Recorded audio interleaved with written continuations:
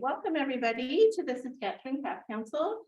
My name is Steph Canning and I am one of the exhibition and education coordinators for the SCC. My colleagues Sydney Luther and Maya Stark are also here today assisting us with the live stream. So thank you to everyone joining us today, both here in the gallery and at home watching on Facebook. I want to take this time to acknowledge that the land that I am on and which the Saskatchewan Craft Council occupies is Treaty 6 territory. This is the traditional territory of numerous First Nations people, including Plains and Woods Cree, Dene, Nakota, Saulteaux, and Anishinaabe, as well as the homeland of the Métis Nation. All Canadians have responsibilities to the relationships of this land, acknowledging traditional territory, and this relationship is only one of many steps to recognize the land's history, challenge the legacies of colonialism, and pay respects to the Indigenous peoples whose practices and spiritualities continue to develop, grow, and contribute to this land. I'd also like to take a moment to thank our sponsors, Creative Saskatchewan and the City of Saskatoon. Your support is greatly appreciated. So we're so happy to be here today to be joined by Paul Lapointe to discuss his exhibition, Triangle, Circle, Square.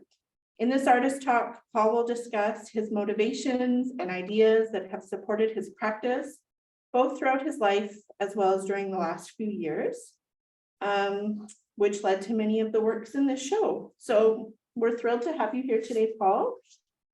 Just a little housekeeping note, after the talk concludes, there will be a chance for questions both in the audience here and on Facebook. So if you are tuning in at home on Facebook, you can put your questions in the chat for the live stream, and we'll make sure that they get asked in the order that they are received. For people who are here in the audience, once we wrap up, the staff will tidy up chairs, but you're welcome to, mingle and check out the works a little bit more and chat with Paul. So just be aware of us as we tidy up around you. So thank you, Paul, so much for being here today. We're thrilled to have your show at the Craft Council, and we're so thankful that you're here to share with us. So take it away. Thank you. Thank you. In the spirit of acknowledgement, I'd like to acknowledge our grandfather, who was a pattern maker for a foundry. His name was Paul Lapointe, and he passed in 1918. I get emotional through the flu epidemic that they had there, our last pandemic, and his wife died the following day. And our father was an orphan, and he's a very talented man. And he taught all of his sons woodwork and metalwork. He made spinning wheels, furniture for our home. He made knives and his own tools. He made his own lathe so he could turn wood to make those spinning wheels. And I'd like to acknowledge him, as well as my mother, who was an embroiderer and a tapestry maker in the later years of her life.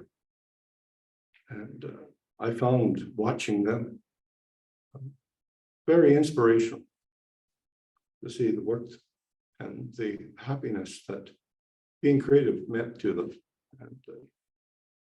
And I was very fortunate in their support of me and my brothers. This exhibition that you see today is, I put a proposal to the Craft Council 2 years ago, and they accepted my proposal, triangle, circle, square. And I wanted to work with abstractions, but at the same time work with the material that has been familiar to me, and has been my companion through most of my life, has been trees, wood, and I just see around us lately with this global warming crisis. It's become such an important thing for our attention, and especially among young people, which I see the same kind of intensity and commitment. This is their life. And my travels through the north, I've done a lot of canoeing on my own to paint, to see what I see in the landscape. And I see a lot of changes. One of my last big trips was down the Deschutes River, formerly known as the Mackenzie River, from Great Slave Lake to Tuktoyaktuk. When I arrived at Tuktoyaktuk, the people were scrambling to hold back the permafrost melting. They had created, they've brought rocks from the south and then netted them around their community to keep the land from eroding away. And as I was doing the trip to the north, I met a lot of elders who were talking, they couldn't predict the weather anymore. And they were getting forest fires where they didn't forest fires before. And another trip I made was down the Fond du Lac River from Wollaston Lake, and talked to the people there, and they were talking about the big changes that's been happening. And these panels that you see around you, all the work has been recycled, repurposed, salvaged. Our birch panels with a birch face on them. And I dyed them black, the panels, and then incised using a tool and brought forward the wood. And I see them as spirit trees because I feel such an affinity for trees because they're so full of life. They're vertical, they're growing, they're alive. And I wanted to show the vulnerability of those trees. And working at the same time with circles and squares, the basic Euclidean shapes that they teach you in school. You can make anything with the triangle, the circle, and the square. I've taught classes myself where we created a horse using those shapes. The sculptures, I call them boreal burn, because what we see when you go north, we see a lot of charred trees. The fourth piece that's referred to as number 4, boreal burn, has a tree that was taken from the north where the fire had gone through. It's a tamarack. The piece below it, I salvaged from a sawmill. The wood itself came from Dory Lake. You count the rings of the trees. It's a very simple thing for anyone to do. There's 104 rings to that tree. So that tree is 104 years old. And I put a space below with a circle, an opening, and there's a piece of stone that I've incised with the paw of a grizzly, not a grizzly bear, but a black bear's paw print. A lot of these trees, I count their rings to see how old they are, and try and ask the sawmill, where did these trees come from? Some came from Dory Lake, some from Smoothstone Lake. So I have a connection with them, so I can sort of understand them, where they come from. And I, having lived in Dory Lake and been around Smoothstone Lake, I know those trees from that area, having done a lot of walking through there in my younger years, as I call them. But just working with them, trying to respect the material, because I find that is very important to me, is to respect the material you're using, not show disregard to it, but give it respect. And I find it translates, it communicates a voice to me. And I like to look at each one to get that relationship established. The panels with the, I call them shield story. I see it's the way I see things when I'm in the shield. they're somewhat abstract, I guess they are abstract, but I like that. I don't want to tell you the whole story. I want you to find the story yourself, so the viewer, to look at those pieces and see the story for yourselves. I can tell you a story, but it's a lot more interesting if you can find one for yourself. And that makes me happier. So I don't have to tell you my story from it. The trips I made to the north, I came from the north. We grew up in the Precambrian Shield, Northern Ontario, Northern Saskatchewan, the territories. And the rocks were always a storyteller. You find where the glaciers scrape the rocks. And I spent summers working for a geologist when I was too young to work in a mine. And I was his pack animal, and I carried his rocks for him, but he could find things like he could find fossils in the rock, which was so strange. Now everyone knows about tectonic plates and the shifting. But then when you're young, it was all new, and we didn't know much about that. Why I was having to check fossils out of a rock while my friends from school were swimming in the lake, and was rather strange. I said, well, what are you doing? I said, well, they tell me there's fossils here. But this whole thing today brings us all forward, because we're living in a time when we are identifying our own age. Like we're living in the Holocene right now, but now they want to call it the Anthropocene, because we have the residue here. We've got the carbon, we've got the nitrogen, and we've got the radioactive layer in our geology. And so the whole idea when I was working with the show, this exhibition, was I was thinking about that, about global warming and how things are changing and how we can't get back what we've lose anymore. Those days are gone, like tree planting and those things. You just can't keep up with the evidence of change. So I wanted to show that vulnerability here. And the idea of burning these pieces, they were all just fresh wood, naked trees. And I thank my brother Stephen for his encouragement to, so why don't you do what the Japanese do? They burn the wood, it brings the resin forward, makes it impervious to insects, and it can be weathered outside, because these are big pieces, and I have a number of others, and you've got to find a place to put them.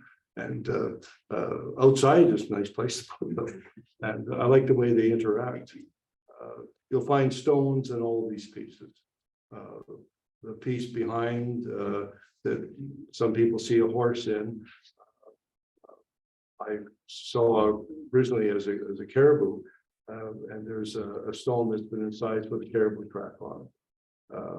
The one that's the square and the circle and the number of triangles, there's a piece in there that has a coyote track on it.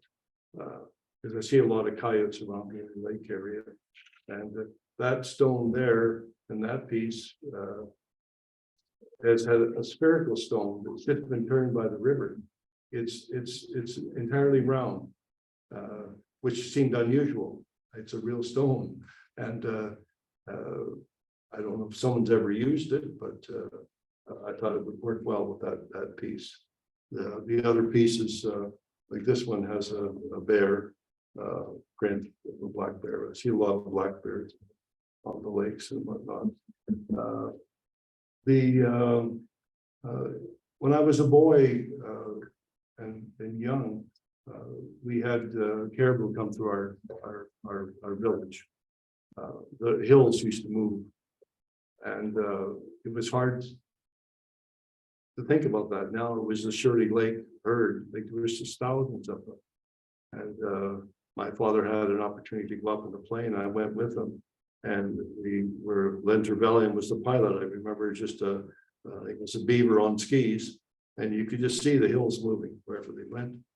And when I came down to Saskatoon in 1967 to experience the South at the university here, and I met a Sioux man when I was walking up and down 20th Street, and he needed a transportation back to his reserve at Wapayton. And I said I would take him up if I could find a vehicle. And we went up there, and I was introduced to an older man that was there who was over 100 years old. And he asked me to tell, I don't know if it was a relative, the story of the caribou. And he was saying that this is what he remembers as a boy, was the buffalo being so plentiful that the hills would move. And as you get older, you see the changes happening, and you want people to be, everyone to be sensitive to these things. And when I was doing a lot of canoeing, I would see people bear baiting bears. They would put a barrel and put a bait in it, and then put a hanging seed up in a tree. So when the bear came to get the bait, they could shoot it, take a picture of it, maybe take a couple of maybe claws off the bear or whatever. And that was called sport. And I was so disturbed by seeing so many of these as I was traveling to the north. I thought, well, what could I do as an artist? And I thought, well, I'll make etchings and prints of bears, and do bear sculptures and show what beautiful animals these are, and show the respect for that animal. And this is how I see the trees that I've been doing a lot of prints of, the etchings I've been doing. And these pieces here, it's an effort to show how beautiful.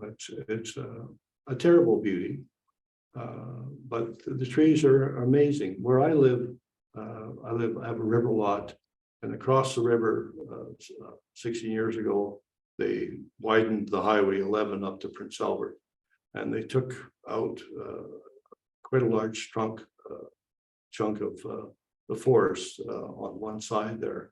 And I remember going up there and thought, well, I better rescue some of these trees. And I took some of the smaller ones home, but we see these stumps, and of course, anyone can count the rings. And you see these trees over 100 years old. That was 16 years ago. So does that make it 1920 when they were seedlings? And you see all the interrelationships of these roots all through the undergrowth, because they had big machines in there, so you can see the roots. And I was gathering roots for a number of friends who used them for making baskets and whatnot. And I just was amazed at how these trees, these living things, were communicating to each other. There was a relationship happening. Every tree knew what the other tree was going through. And since reading, there's a book that came out last year. It's called The Mother Tree. And the interrelationship of everything, the species of not just plant, but animals. We're all related. And I'm hoping that today you'll be able to see the beauty in the things that I'm doing. I think I've run out of anything more to say. The panels have been, I started out with these birch panels. Everything here has been repurposed, salvaged.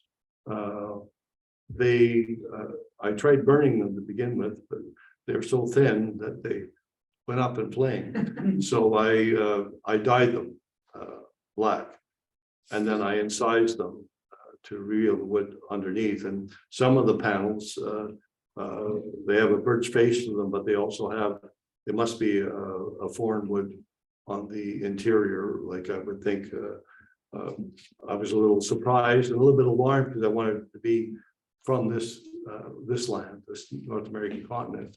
But I'm pleased with the way it came out. Some of the red it's quite vibrant. The jack pine piece over there has a lot of that wood in it. We had a magazine, Saskatchewan Craft Council, for a number of years, a great number of years, called The Craft Factor. And I wrote an article, I can't remember how long ago, 25 years ago, about using what we have on this land rather than getting these beautiful imported woods, which I find when you hear about the stories about this, you hear about blood diamonds. Well, it's like the blood wood, because a lot of this wood that is coming from these countries, poor countries, are causing all kinds of challenges and difficulties. So I try and use what we have and try not to use other woods from other continents. I've read a book a number of years ago called the Grail Bird, about the ivory-billed woodpecker, and the reason why the ivory-billed woodpecker became extinct was because in the swamps of Louisiana and Florida, they have the gumwood and the walnut, very similar to a walnut tree and the butternut. And the Singer Company went in there and put railways into these swamps and harvested. I use that word mindfully. All these trees, and that's what the ivory-billed woodpecker was living on. And so every time I see an old Singer cabinet, which brought a lot of help to people in terms of having a machine that you could make clothes with, and lots of other things. That wood came from that time, and we lost a lot of our bird species. Try not to be too proselytizing. I really enjoy working with wood. It's such a flexible medium. I enjoy working with metals. I have a number of sculptures in the back in the boutique. My father amazed me because he could do, he did a lot of brazing. He made chisels, the turning tools that he used for his lathe. He wasn't afraid to try things. He was self-taught. And I thought, well, if he gave us the expression that you could do anything that you wanted, if you had the effort and time to do it. And I couldn't believe that he had 7 boys at home, and he still found time to please himself creatively. How am I doing? I have a question from Facebook. Can we hear more about what kind of dye was used on the panels and how it was applied? I used a leather dye. I do a lot of repairs and make some of my own tack for the horses. And I had what they call a marine, I think it's called the United States Marine leather dye. I just happened to have a bottle of it that was rescued from Daviders in Prince Albert. And it just went into the wood. And I didn't realize that it would just be a surface dye. When I went into the wood, it was just a surface coating. I liked it. I liked how deep it was. And then I lacquered after I'd finished incising the wood and creating the image. I used a flat spray lacquer on the front and on the back. Since the panels are so thin, they're really subject to humidity. And if you just sprayed the one part, the other part would just almost turn into a U shape.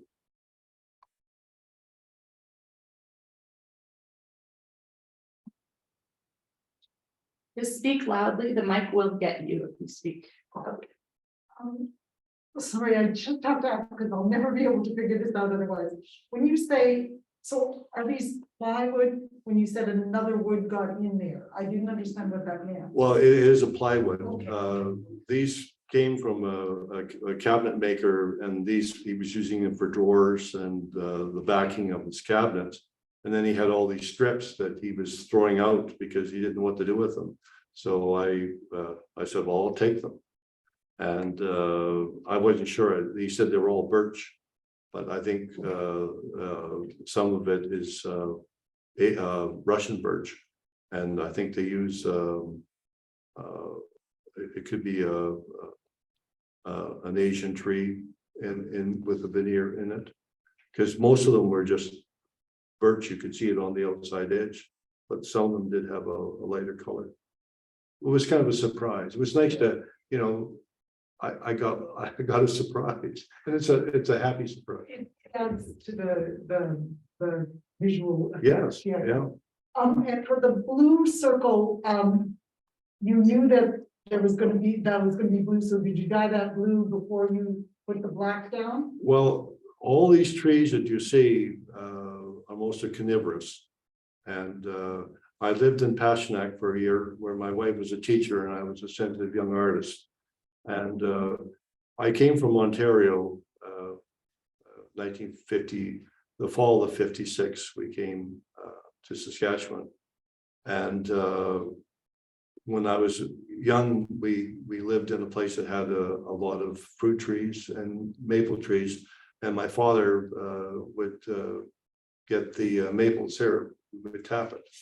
And there was one Cree man in Passionack, the rest, everyone else was Dene. And I was talking to him and he said, well, we get our own syrup here. And I said, well, how do you do that? And he said, well, all these trees on the peninsula of Passionack, which above Ida Cross Lake, and then there's Shagwanaw Lake, there were water birches there. And he went over to the birch tree and he made a V in the tree. And then he applied the V out.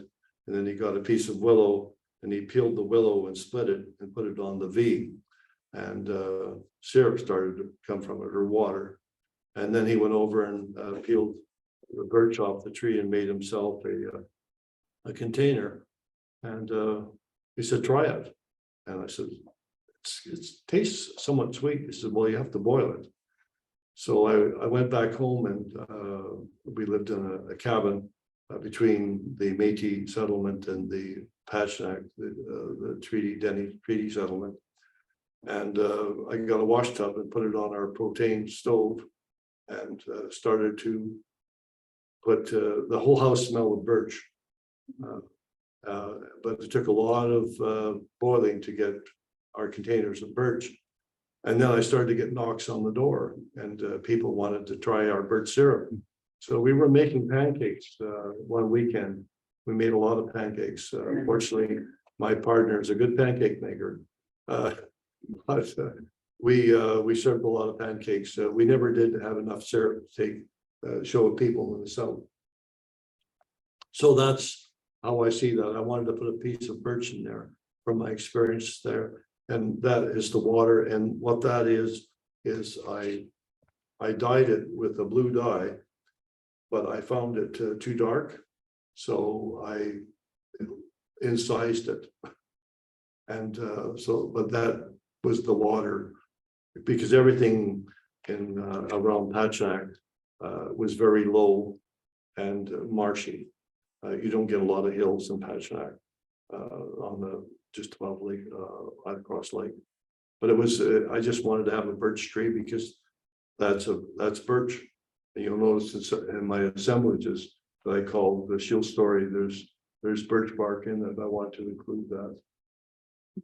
Natural material. I have another question.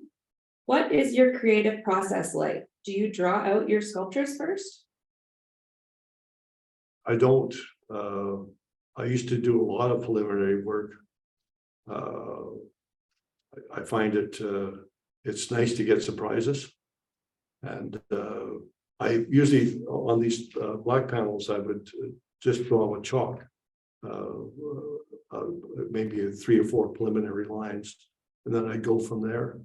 I did a lot of painting over the years. Probably for 1 year, I was doing about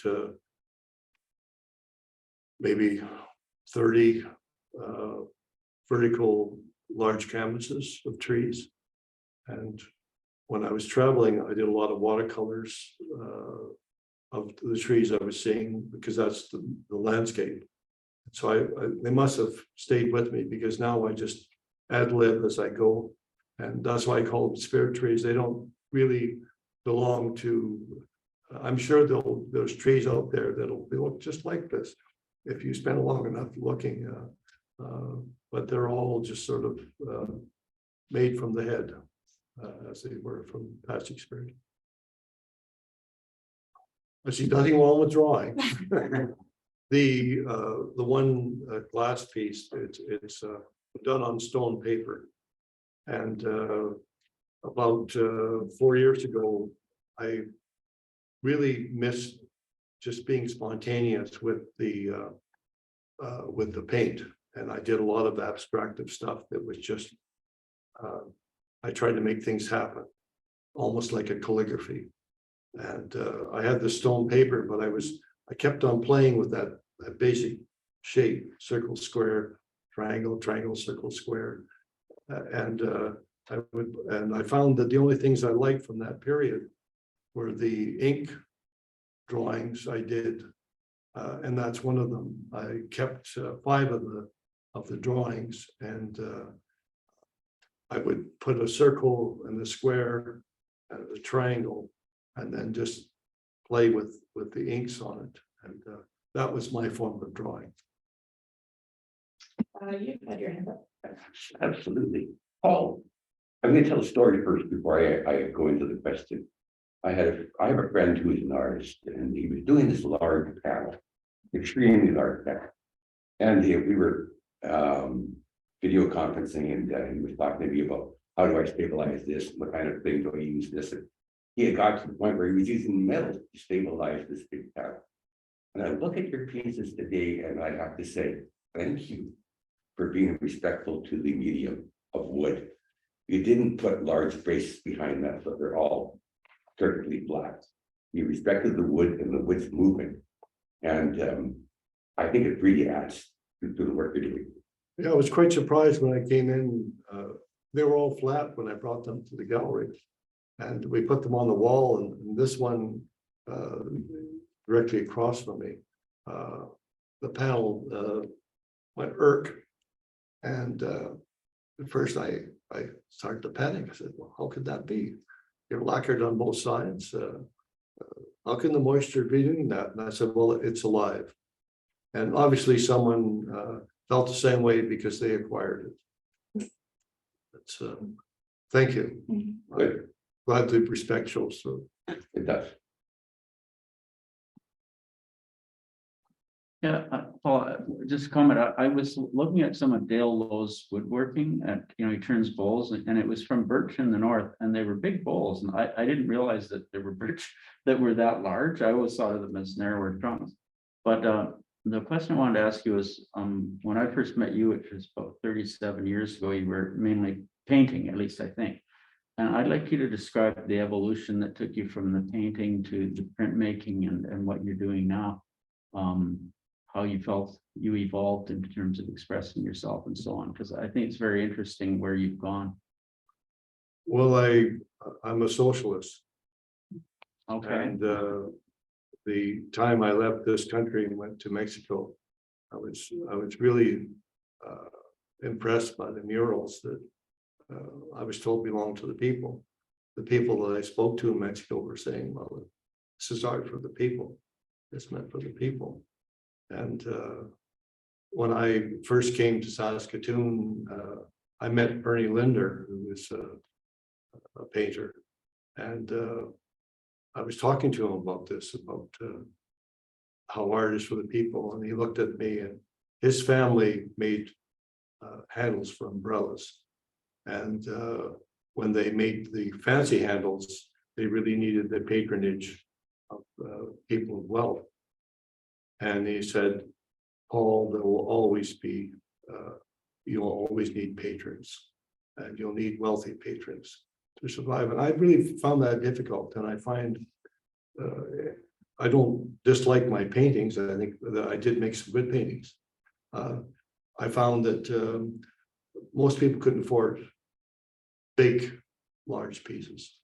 I think your law practice required 2 of my pieces, and I was very, very happy to have that.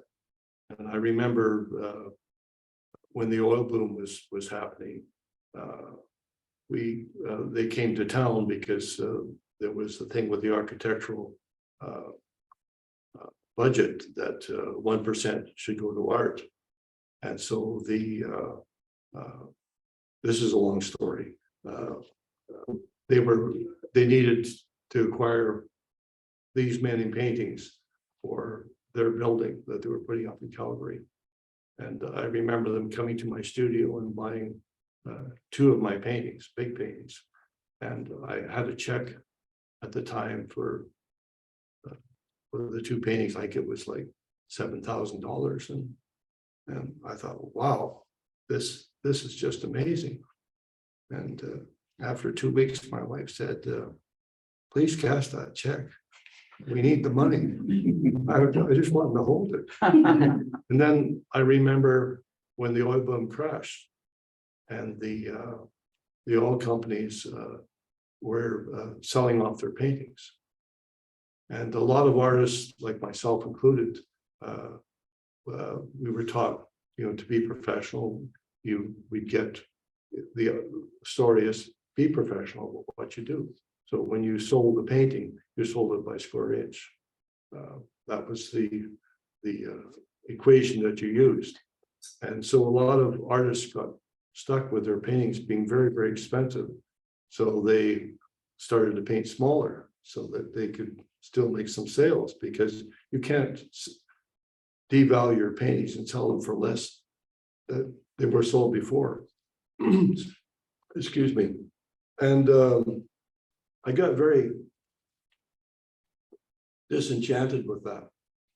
And I always found that my association with the artisan community was one of sharing, and you didn't hold on to your skills, you shared them with others. And I really liked that aspect of the Saskatchewan Craft Council's objectives in those days. And the people that formed the Saskatchewan Craft Council was a community that was very generous to me. And when I particularly saw what the ceramists were doing, the potters, they were called, but they were ceramic artists, par excellence in this province is extraordinary. And I actually went out and helped them a number of times when they had the Anagama kilns, and I was cutting wood for them because they were doing week-long firings, and the excitement of taking these pieces out. And I thought, well, this is a community that is vibrant, and we're not looking to the wealthy to share our art. It's art for everyone. And that's when I started to go more from paintings to doing prints, because prints, people call it entry-level art, but most people can afford it. It's a dangerous ground to be in when you're doing prints, because you get one bad print, you've got multiples of it. But I thought if I did etchings, dry point, where you're drawing on the copper, and after so many prints, you're lucky to get more than 20 with dry point etching. There is a finiteness to it, so more accessible. But I found the big paintings a little bit ran against my socialistic leanings. Yeah. But I was very happy to have money from the oil companies at the time. I'm also sure I'd like to have the chance to review my perspective, but you're not allowed to go back. I'm glad I asked the question, because that's a very interesting answer, and I understand what you're saying too. I do have one of your large paintings in my house. I know. I'm so pleased that, and it was quite interesting, the pieces that you acquired for the office. There were other people who wanted them, and as I tell people, if you want them, take them now. If you see something you want, it's a real opportunity. There's always an understanding artist. Thank you. At least I hope I am, sharing with others. I have a few more. Do you have any advice for emerging artists? Absolutely, don't quit. I see that number of my friends that I grew up with, they get tired of being poor. I'm very fortunate that I've had support of my family. And that's enabled me to continue. It's, if you just hang in there and believe in yourself long enough, you'll be recognized. I mean, I'm very happy with my lot. I've been able to work and I still work. So I'm very fortunate that way. I've had a number of friends who supported me as an artist. And they said, once I retire, I'm going to do work and I'm going to do this and do that. And one acquaintance, he was going to build guitars and he went to a workshop. One of our members, but he got the guitar finished. But he said, Paul, he said, he was a veterinarian and he was the dean of admissions at the university, and he just lost the dexterity that he had when he was a practicing veterinarian. He said, I waited too long. I say, if you've got creative impulses, pursue them. A lot of people discourage their children because it's difficult, but it's a rich life. It's a rich life, especially within the community of artisans, Saskatchewan. I've just been amazed. And I went to BC. I was offered a home on Hornby Island, and I went out there to paint and met people there. And I felt the same thing with the community there. They were supportive of each other. It's a wonderful thing to get support. What is your favorite piece or most meaningful piece in this exhibition?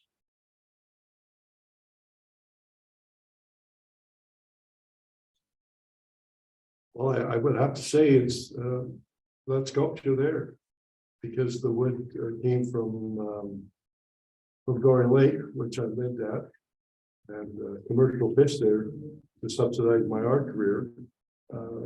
And that piece there was from my friend Rob Kelly. He found it north of Pine House Lake and thought that I needed to have it and I might be able to do something with it. He actually brought two pieces back. It was a smaller piece, but I like this piece for its presence. And that shape is almost like the shape of Saskatchewan, that trapezoid shape at the top of the piece. And that stone was from that area. I picked it up on the Churchill River when I was going through, and it has a black bear paw incised in it. Anyone else have any questions?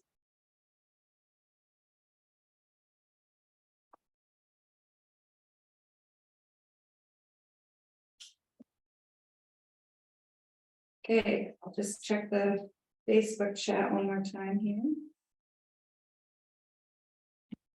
Okay, I don't see anything else, so Steph. Well, thank you so much, Paul. That was amazing to hear you speak, and everyone here loves you and loves listening to your story. So you had a very wonderful audience, and thank you, everyone. Thank tuning you in at for home. coming. Thank you.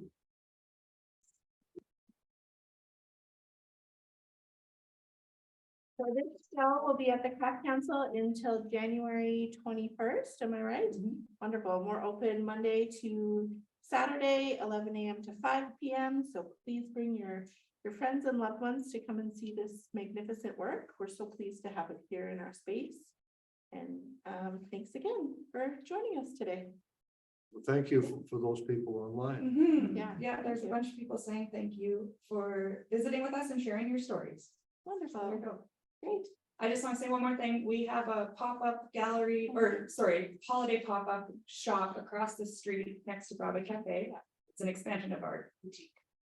And we have a feature of Paul's work in our boutique for the holiday season as well. So check that out too. Yeah, great. Thanks, everyone. Thanks, Paul.